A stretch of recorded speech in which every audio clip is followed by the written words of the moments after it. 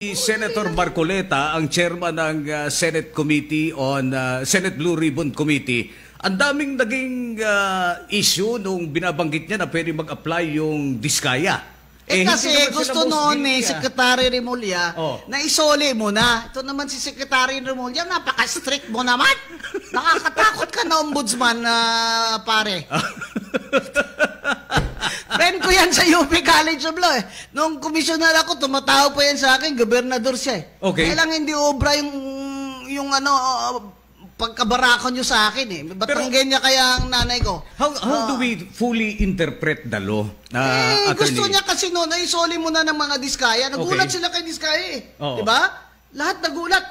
Diba? Isoli mo muna. Kasi pinipigilan nila eh. Yes. Isoli mo muna bago kita ipa-state witness. So naman, bakit nagbago na ba ang rules of court?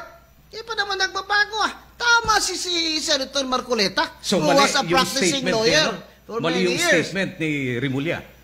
Mali siya dahil hindi yun ang batas. Dapat alam niya yun kung nag-practice naman siya ng matagal. Kaso nag-politika siya eh.